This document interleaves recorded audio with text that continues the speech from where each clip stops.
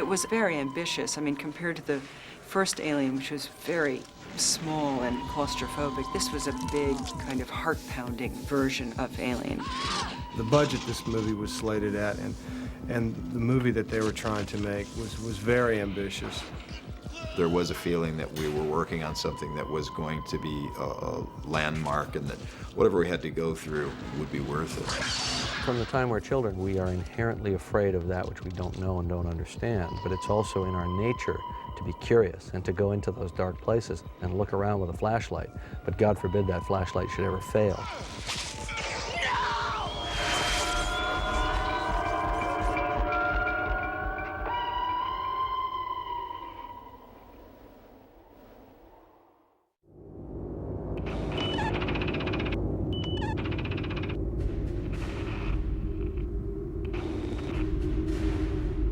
Ridley Scott made this film that I think just stunned the world, and I was one of the people who was stunned by it when they saw it.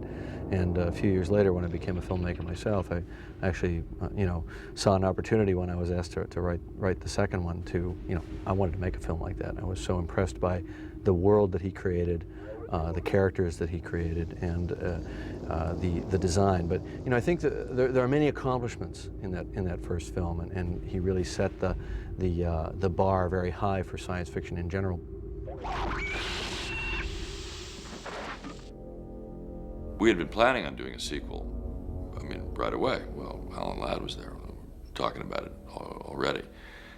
And then he left, and I think this was when Marvin Davis bought the studio, and there was Norman Levy, who was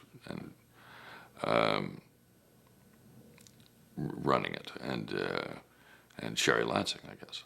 She had less to do with it. It was Norman Levy who was really opposed to it, I was later told. And they just didn't want to do it. And, so we weren't pushing for it. We didn't, we had an idea about how to do it, and we had, thought they should do it, but we didn't think that was really, And finally, there was another change of management and another, new group that came in.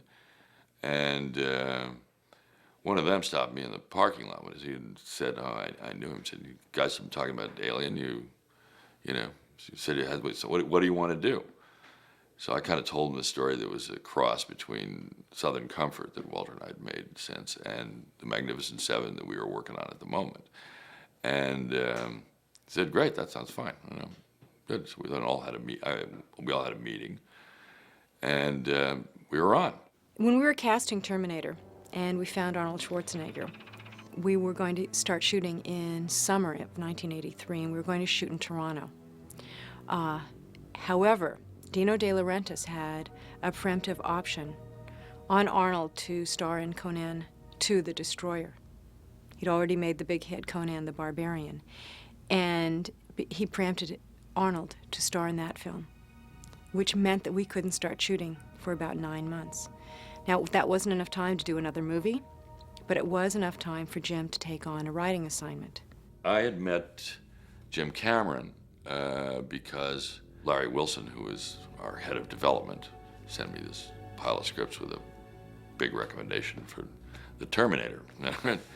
And so I read The Terminator, and I thought it was real good. And then at one point, I think when we really were now looking for a writer on Alien 2, I thought, well, why not him? He'd probably be he knows this movie, back the first one probably better than I do, backwards and forwards, So I asked him if he wanted to write that, and yeah, he did. And I tried to get Fox then to take an option on him as a director. They didn't. And he, wrote a draft of Alien, and then he went off to make The Terminator.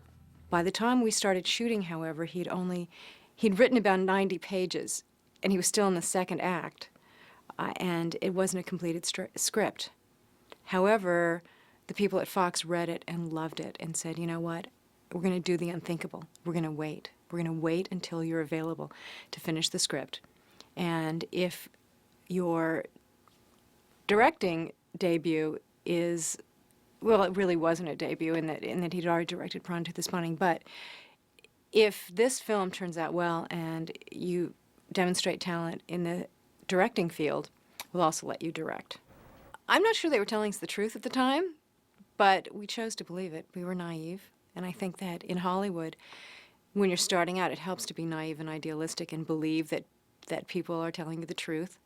And in this case, it turned out to be something that came to pass. If Terminator hadn't been such a success when it premiered, I doubt that Jim would have been brought on to direct. I had worked for Roger Corman at his studio in Venice, and we did a film called Galaxy of Terror, which was Roger's definitive paean, to be charitable, to Alien. And I had worked on that film with some people that are actually involved in this production, and studied the design of the film. And I had already worked as a production designer before that. And I was working as a designer and an effects man. Alien seemed to really bring it all together in terms of design, and that's what attracted me to the project, the opportunity to create another world, basically. From the time we thought about tackling it, Jim's perception was, we're doing a sequel, we're not doing a remake. We're not trying to do a gothic horror film, we're going to do a combat movie. And that was how we perceived being respectful of the original vision of Ridley Scott and not trying to remake it. The fans of the first film are so powerful in their, I mean, they're so entrenched in the vision that Ridley created for that film, that to do a clone of it or to take one sort of small baby step away from it would not do.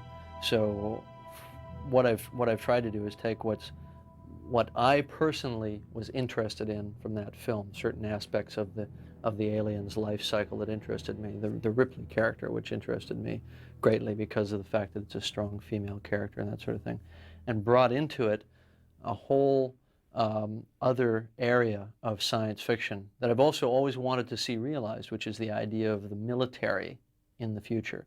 Sigourney was wary. She wondered, who are these kids who want to make the sequel to a film that she was rightfully very proud of. But from the first meeting, when Jim told her the direction he wanted to pursue, she was interested. I was making a film in France, and I suddenly got this complete finished script that was all about Ripley and this little girl, and changed the nature somewhat of the aliens, and it was set to go. I mean, it was like, can you start in 3 months? And I remember thinking, I can't believe that no one even mentioned it to me. But I mean, I was thrilled. I met Jim Cameron shortly after that and loved working with him. Sigourney read my script, my first draft, and she was, on the one hand, very, very critical of certain small things that she said her other character, that her character as established in the other film wouldn't do. And simultaneously, she was very complimentary, saying that she thought that I had really hit her character on the head as long as we cleaned up those details. And she was overall really thrilled with the direction that we'd gone in. I felt he'd fleshed out the character of Ripley. I think it's hard to write the character of Ripley because most writers would say, write her like a basketball coach. All right, people, come over here and let's do this. And it's like, so he really captured her and made her this renegade and someone who wasn't, 200 years later, her daughter had died. It was a great beginning for the character to feel that kind of isolation and rage, I think. She came to it when it was visually and dramatically a fait accompli. So I have to give her a lot of credit for not rampaging through it and saying this won't work, that won't work. She approached it as, right, I see the direction you want to take. This is how my character would respond in that situation. So it was a dream for me as a writer. So I took her input on how she would react. She speaking as Ripley, I wouldn't do that, I would do this. Wouldn't I be a little more angry here or a little softer there, that sort of thing, and applied it all back into the into the rewrite. Then there became a contract negotiation in which Fox was not necessarily willing to pay her the amount of money that she wanted, and asked Jim to pursue a storyline that did not include the Ripley character, which he balked at. He refused to do that version. I think she was always going to do it. I think it was always a question of the money.